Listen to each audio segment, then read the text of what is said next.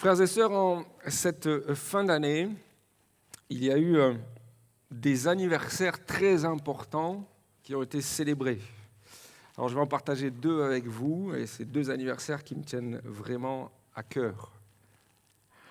Le premier est celui de l'Olympique de Marseille,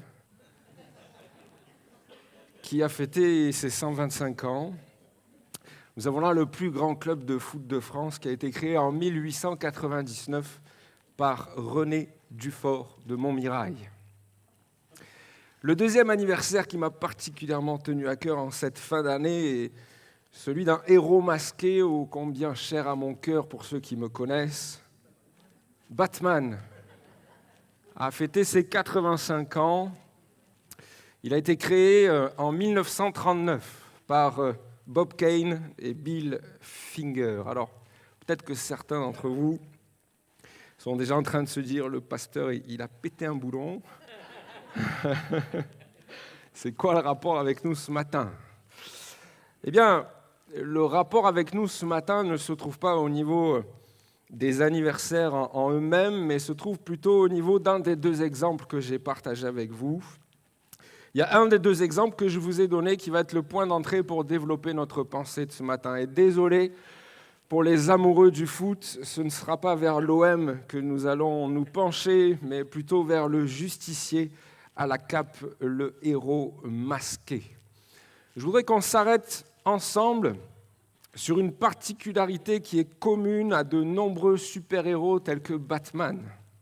Alors vous n'êtes peut-être pas tous calés en super-héros. Vous le savez peut-être, depuis une vingtaine d'années, il n'y a pas une année sans un film, une série de super-héros. Il y a des milliards de bénéfices, etc., etc. On pourrait croire que c'est nouveau, que le phénomène est nouveau, mais je voulais indiquer notre exemple. Il a été créé en 1939. Donc les héros, les super-héros existent depuis très, très longtemps. Et si on regarde leur histoire respective, pour la majorité d'entre eux, il y a un point commun. C'est ce point commun-là qui va nous amener sur notre méditation de ce matin. Alors ce point commun, c'est quoi, chers amis? C'est celui de la double identité et du double jeu. D'où le titre de mon message ce matin, double jeu. Et vous l'écrivez comme vous voulez, les deux fonctionnent. Derrière le masque de Batman se cache le milliardaire Bruce Wayne, et derrière celui de Spider-Man se cache le jeune Peter Parker. Superman, lui, n'est autre que Clark Kent, si j'ai perdu déjà les plus anciens au milieu de vous. Prenez l'exemple de Don Diego de la Vega, qui était caché sous le masque de Zorro. Okay, vous avez compris de quoi je parle, du coup. Vous avez là deux identités différentes qui entraînent deux comportements qui sont ambivalents selon les circonstances, et pourtant, ça reste la même et unique personne. Si la personne porte le masque, elle agit selon l'image qu'elle doit renvoyer. Lorsque le masque tombe, elle laisse la place à ce qu'il y a derrière, et les choses sont différentes. Et je bénis le Seigneur parce qu'il y a eu deux dons spirituels ce matin, qui parlaient de faux semblants et qui parlaient de laisser tomber le masque. Parfois, les deux comportements qui sont dans la même personne se distinguent par de simples variations. Il n'y a pas beaucoup de changements, mais parfois, c'est des choses qui sont complètement opposées. Il y a une façade qui cache en fait toute autre chose. Alors vous allez me dire, oui, c'est de la science-fiction, les exemples que j'ai pris, c'est des films, des bandes dessinées, vous avez raison. Mais en réfléchissant, sans parler des pathologies médicales telles que la schizophrénie ou la bipolarité, est-ce que vous n'avez jamais rencontré dans votre entourage des personnes qui pourraient vous faire penser à ce dont je suis en train de vous parler? Peut-être même c'est vous qui vous faites penser à vous-même que ce que je suis en train de dire vous concerne. Il y a une façade que nous voyons qui sert de couverture, mais elle n'est en rien similaire à ce qui se cache à l'intérieur. Il y a en quelque sorte une vie qu'on semble vivre, qu'on laisse transparaître, apparaître pour les autres, mais en fait, quand les gens ne sont plus là, quand le rideau tombe, c'est tout autre chose que nous vivons. C'est une réalité complètement différente. Même dans la Bible, on trouve de tels comportements. Et le peuple d'Israël en est le parfait exemple. C'est le prophète Ésaïe qui parlera au nom de l'Éternel en disant ceci: « Quand ce peuple s'approche de moi, il m'honore de la bouche et des lèvres, mais son cœur est éloigné de moi, et la crainte qu'il a de moi n'est qu'un précepte de tradition humaine. » Le « mais » là, il est très important. L'Éternel souligne le double jeu auquel son peuple s'adonne. Il y a une différence entre les paroles qui sont prononcées et la réalité intérieure qui est complètement différente. Ils disent honorer Dieu. Ils prononcent des paroles qui vont dans ce sens, mais la réalité est que dans leur cœur, ils n'honorent pas Dieu. Leur culte est devenu simplement rhétorique. Ils ont le masque du légalisme. La crainte qu'ils avaient de l'Éternel n'était plus qu'une tradition humaine, c'est ce que nous avons lu. Alors, qu'est-ce qui les a conduits à une telle attitude ? Eh bien, je dirais que c'est une succession d'années, de générations qui s'est adonnée à l'idolâtrie, des années passées à adorer des dieux qui n'étaient pas les leurs, des années de dépravation spirituelle, des années à ne se tourner vers l'Éternel que lorsqu'ils avaient besoin de délivrance. Et dès que Dieu intervenait, dès que la délivrance avait lieu, ils oubliaient l'Éternel pour retourner vers les idoles. Jérémie parlera aussi de ce problème de double jeu concernant Israël. Il dira ceci: « Malgré tout cela, la perfide Juda, sa sœur, » vous savez qu'il y avait le royaume d'Israël, le royaume de Juda, mais c'était quand même la nation d'Israël. « La perfide Juda, sa sœur, n'est pas revenue à moi de tout son cœur. C'est avec fausseté qu'elle l'a fait, dit l'Éternel. » Il y a de la fausseté dans l'attitude du peuple, et ici plus particulièrement celui du royaume de Juda. Il y a ici, là, au travers de ce passage, on comprend que, en plus du masque du légalisme, il y a un deuxième masque qui s'est installé. Il y a le masque de l'hypocrisie qui a pris place. D'ailleurs, le mot grec traduit par fausseté, c'est le mot sheker, et il veut dire mensonge et tromperie. Et à cette époque, pour Israël, on est obligé de constater en fait que la mention, l'étiquette peuple de Dieu, elle n'avait plus lieu d'être. C'était juste quelque chose qui était accolé sur eux. Et cette étiquette, en fait, elle ne correspondait plus à ce qu'ils étaient réellement.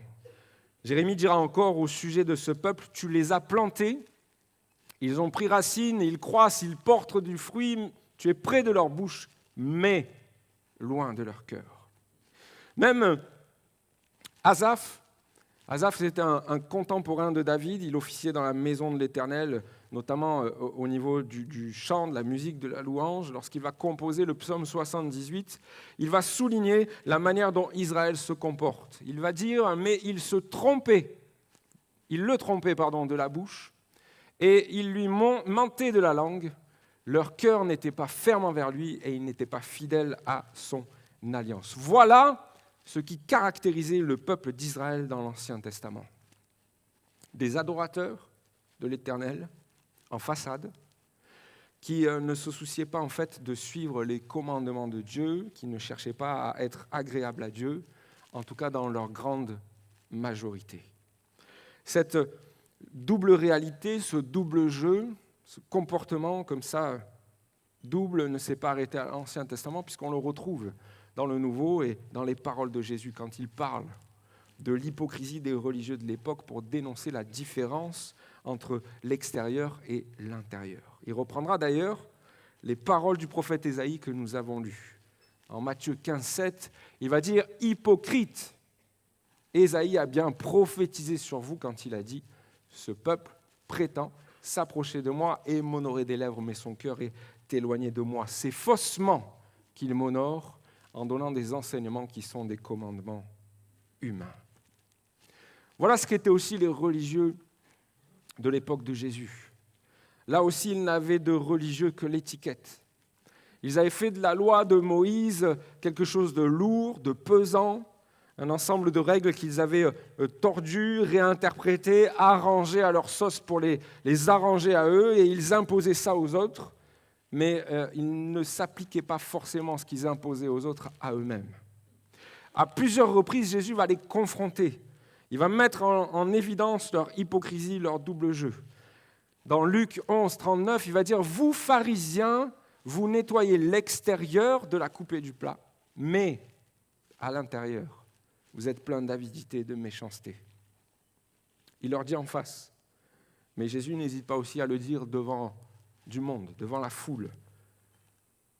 Il va dire les spécialistes de la loi et les pharisiens se sont fait les interprètes de Moïse. Tout ce qu'ils vous disent de respecter, faites-le donc et respectez-le, mais n'agissez pas comme eux. Car ils disent et ne font pas. Ils lient des fardeaux pesants et les mettent sur les épaules des hommes, mais ils ne veulent pas les remuer du doigt. Et écoutez bien le dernier verset. Toutes leurs actions, ils les font pour se faire remarquer des hommes. Ainsi, ils portent de grands phylactères et allongent les franges de leurs vêtements. Voilà leur comportement. Alors ces hommes pouvaient-ils espérer une quelconque bénédiction de la part de Dieu en agissant ainsi? Je vous pose la question. Eh bien, Jésus, lui, ne laisse aucune place au doute quant aux conséquences d'une telle attitude. Il va dire « Malheur à vous, spécialistes de la loi et pharisiens hypocrites, parce que vous dépouillez les veuves de leurs biens, tout en faisant pour l'apparence de longues prières. À cause de cela, vous serez jugés plus sévèrement. Malheur à vous, spécialistes de la loi et pharisiens hypocrites, parce que vous parcourez la mer et la terre pour faire un converti, et quand il l'est devenu, vous en faites un fils de l'enfer, 2 fois pire que vous. Malheur à vous. Je ne sais pas pour vous, mais quand Jésus prononce de telles paroles, moi, ça me fait froid dans le dos. Et j'espère que jamais dans ma vie, j'entendrai de telles paroles de la part de mon Seigneur pour moi. Il y a des paroles qui n'appellent à aucun doute. Il n'y a pas de bénédiction qui découle d'un tel comportement, mais il y a une condamnation qui arrive en face. Alors, quel rapport avec nous ce matin? Eh bien, frères et sœurs, je suis désolé de l'exprimer de manière aussi directe, mais ce matin, au milieu de nous, s'il y a des hommes et des femmes qui n'ont de la piété que l'apparence, vous êtes comme ces pharisiens. Si tu ne portes que l'étiquette de chrétien et que dans ta vie de tous les jours, tu te comportes comme bon te semble, tu es comme ces pharisiens. Et parfois, on peut être surpris du jour au lendemain de constater que telle ou telle personne n'avait en fait que l'apparence de la piété. Pourtant, il priait fort dans l'église. Il conseillait les autres. Il prophétisait même. Mais comme le dit le proverbe, pas le proverbe biblique, mais le proverbe que vous connaissez tous, les apparences sont parfois trompeuses. On a lu ensemble toutes leurs actions. Ils les font pour se faire remarquer des hommes.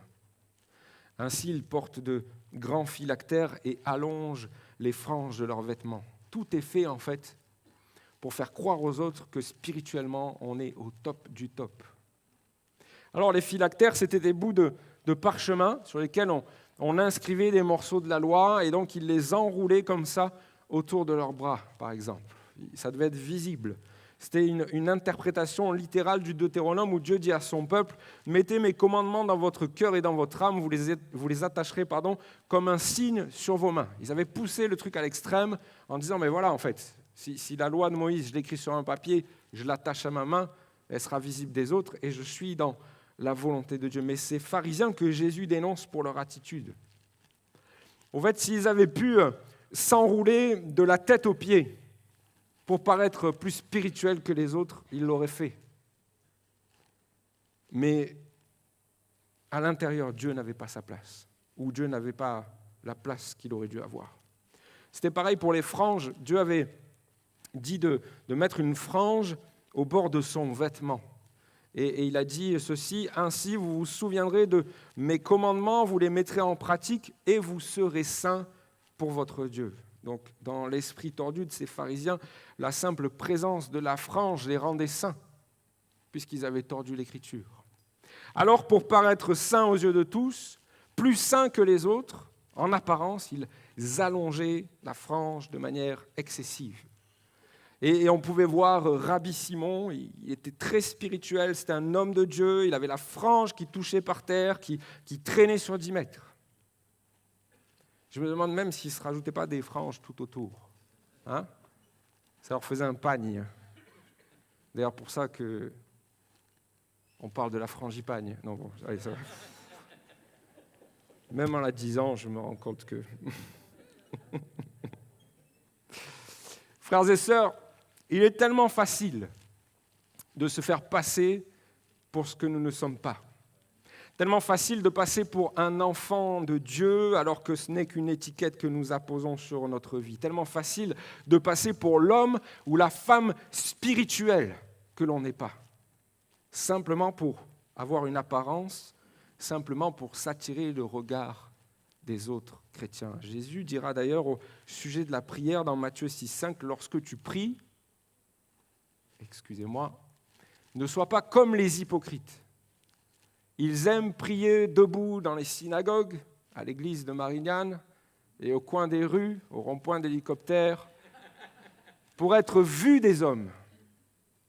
Je vous le dis en vérité, ils ont leur récompense. Et laissez-moi vous dire que la récompense, elle n'est pas du tout spirituelle.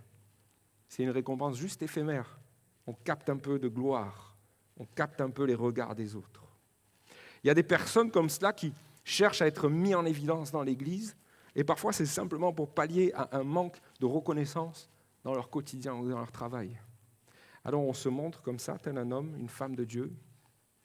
On se fait passer pour le prophète, celui qui a des paroles qui viennent du Seigneur, celui qui reçoit de la part de Dieu pour les autres. Moi, ça me pose un souci.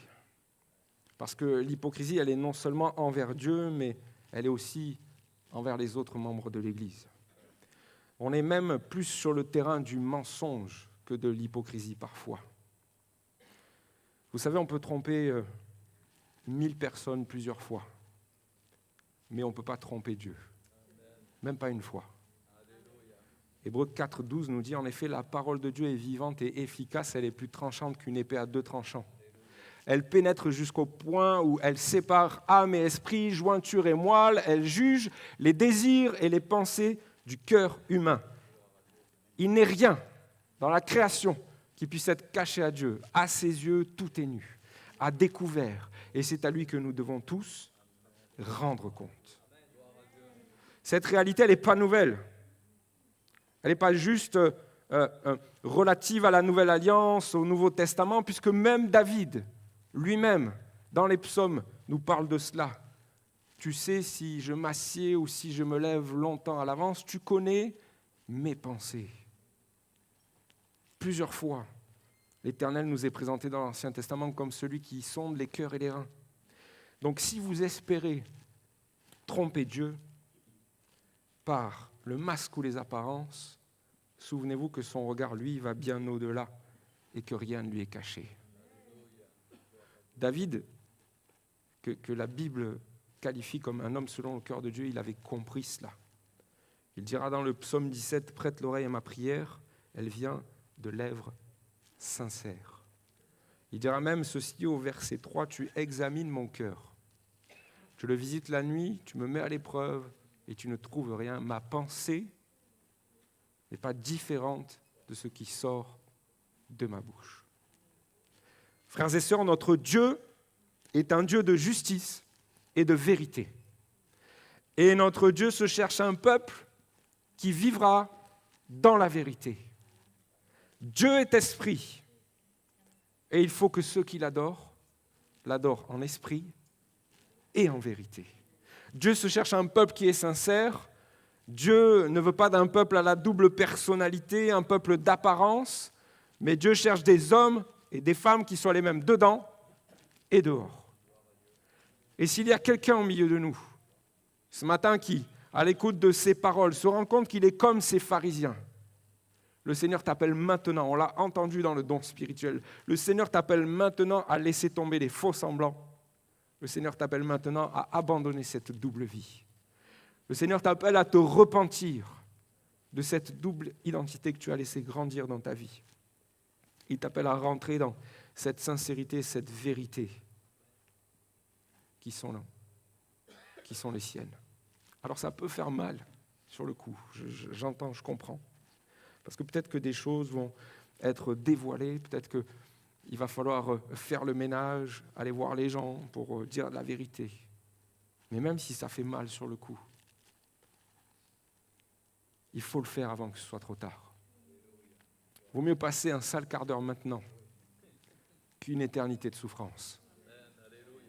C'est Jésus qui dira au sujet d'un homme qu'il appellera à devenir son disciple, « Voici vraiment un Israélite en qui il n'y a point de ruse. » Cet homme, c'est Nathanaël. D'autres versions remplacent le mot ruse par fraude, mais d'autres traductions sont un peu plus parlantes pour nous ce matin. Parole de vie va dire ainsi, c'est un homme, cet homme-là ne sait pas mentir. Ce meurtre parle d'un homme d'une parfaite droiture. Parole vivante le décrit comme un homme sans arrière-pensée. Et la Bible en français courant nous dit qu'il n'y a rien de faux en lui. Et moi je me dis, si on prend quelques secondes ce matin pour nous analyser nous-mêmes, pour laisser le temps au Saint-Esprit de parler à notre cœur, est-ce que nous pouvons dire que nous sommes comme cet homme? Est-ce que ce matin nous sommes des Nathanaël aux yeux de Jésus? En tout cas, si nous ne le sommes pas, nous devons aspirer à l'être, parce qu'en tant que disciples de Jésus, nous devons à tout prix chercher à lui ressembler. La parole de Dieu nous dit qu'il est celui qui n'a pas commis de péché et dans la bouche duquel on n'a pas trouvé de tromperie. Deuxièmement, en tant que disciples, nous devons toujours chercher à lui obéir et à lui plaire. Vous êtes d'accord avec moi?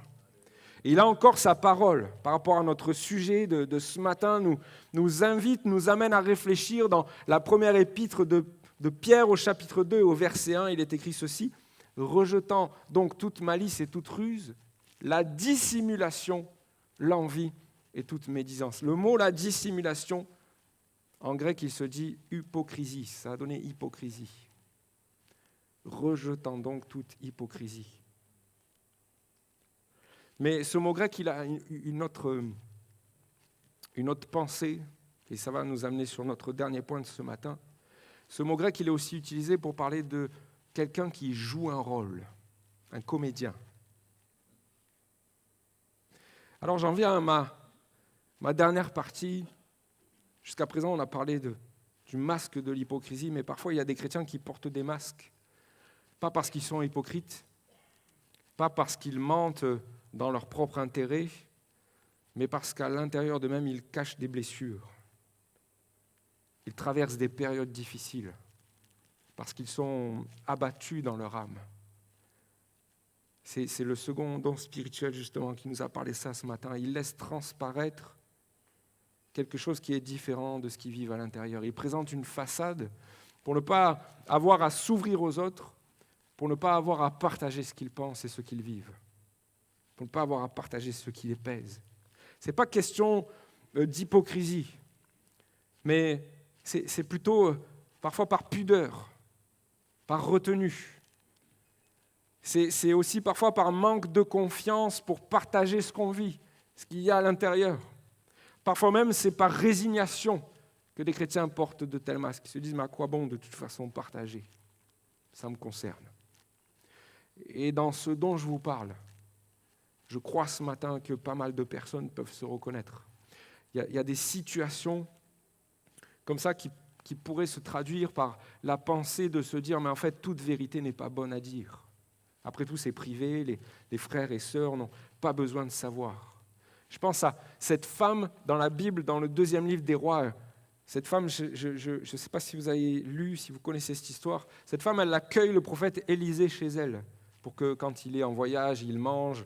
Et puis elle-même, elle lui aménage une chambre avec son mari pour que quand il passe par sa ville, il puisse venir se reposer. Cette femme, elle n'avait pas d'enfant, son mari était vieux, et Élisée va lui prophétiser la venue d'un fils. C'est ce qui va arriver. Alors l'enfant va grandir. Plus tard, un jour, il nous est dit qu'il est pris de mal de tête, de migraine. Il va s'allonger sur les genoux de sa mère et il va mourir. Et alors qu'elle est désemparée, elle va monter à l'étage, elle va allonger son fils sur le lit, elle va fermer la porte. Et lorsqu'elle redescend, son mari va lui dire « Est-ce que ça va ?» Elle lui dit, écoute, il faut que je parte, il faut que j'aille trouver l'homme de Dieu. Regardez ce qui va se passer. On est sur le masque de la retenue. Elle appela son mari et dit, envoie-moi un des serviteurs et une ânesse. Je veux vite aller vers l'homme de Dieu et revenir. Il demanda, pourquoi veux-tu aller aujourd'hui vers lui? Ce n'est ni le début du mois, ni le sabbat. Ça veut dire qu'il n'y avait pas une occasion spécifique religieuse pour aller vers l'homme de Dieu. Mais elle lui répond, tout va bien. C'est la réponse qu'elle donne à son mari. Pourtant, elle vient d'allonger son fils mort sur le lit. La douleur à l'intérieur, elle est immense. Le déchirement, il est immense.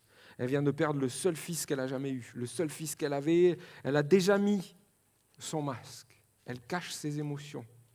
Elle ne veut les réserver qu'à l'homme de Dieu. Pourtant, c'est son mari. Elle ne le prévient même pas que le fils est mort. Tout va bien.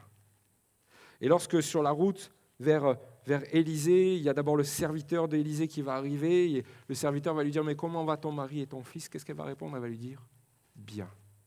Ils vont bien. Elle cache encore ses émotions.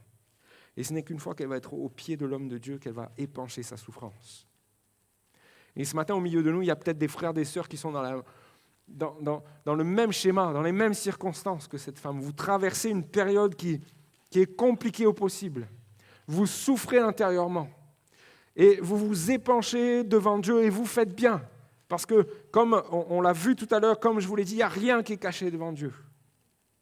Mais laissez-moi vous dire qu'il y a un intérêt supplémentaire à ne pas porter de masque avec vos frères et vos sœurs. Alors j'ouvre juste une parenthèse. Avec des frères et sœurs, il n'y a pas besoin de porter de masque, il faut s'ouvrir, il faut partager. Oui, c'est vrai, mais pas avec tous. Il faut se tourner vers des chrétiens qui sont dignes de confiance, qui ne seront pas dans le jugement, qui n'iront pas répéter à toute l'assemblée les choses que vous lui confiez. Il faut aussi des personnes qui sont solides dans la foi, parce que du coup, il faut qu'elles puissent être là à même d'encaisser les choses que vous allez lui dire, mais que la personne soit aussi capable de vous aider. Je ferme la parenthèse. Quel est l'intérêt de cela? De s'ouvrir aux frères et aux sœurs. C'est biblique. Éphésiens 4, 25 nous dit, c'est pourquoi vous débarrassant du mensonge, dites chacun la vérité à votre prochain, car nous sommes membres les uns des autres. Dans ce verset, il y a non seulement la notion de vérité, elle est contraire au faux semblant, mais il y a surtout la notion de ce que nous sommes en tant qu'Église, c'est-à-dire le corps de Christ. Et 1 Corinthiens 12, 24 nous dit « Dieu a disposé le corps de manière à donner plus d'honneur à ceux qui en manquaient, afin qu'il n'y ait pas de division dans le corps, mais que tous les membres prennent également soin les uns des autres. Si un membre souffre, tous les membres souffrent avec lui. » Amen. Et le Seigneur a voulu son Église ainsi, afin que vous n'ayez pas à supporter vos fardeaux, vos peines, vos blessures, seuls dans votre coin. Afin que vous soyez soutenus, afin que vous n'ayez pas besoin de porter de masque au milieu du corps de Christ. Romains 12, 15 nous dit « Pleurez avec ceux qui pleurent ». Mais pour que ça arrive, il ne faut pas faire semblant que tout va bien. Galates 6.2 nous dit « Portez les fardeaux les uns des autres et accomplissez la loi de Christ ». Mais pour que ça arrive, il ne faut pas faire semblant et dire que tout va bien. Frères et sœurs, l'amour fraternel, la compassion, la bienveillance auxquelles nous appelle le Seigneur ne peuvent s'accomplir que si vous en donnez la possibilité à vos frères et à vos sœurs. Et puis deuxièmement, il y a une bénédiction à partager ces fardeaux. Vous savez, quand on prie à plusieurs pour un même sujet, il y a des choses qui se passent. Il y a la puissance de Dieu qui se manifeste. Lorsqu'on se confie, parfois, le Seigneur peut donner une parole qui va nous exhorter, qui va nous encourager au travers du frère ou de la sœur à qui on parle.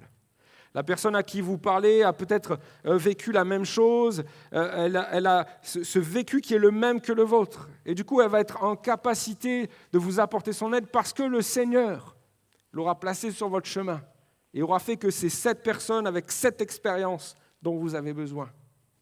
Ce matin, il y en a plusieurs au milieu de nous qui doivent déposer aux pieds de Jésus le masque qu'il porte depuis trop longtemps. Nous avons été heureux de vous proposer ce message.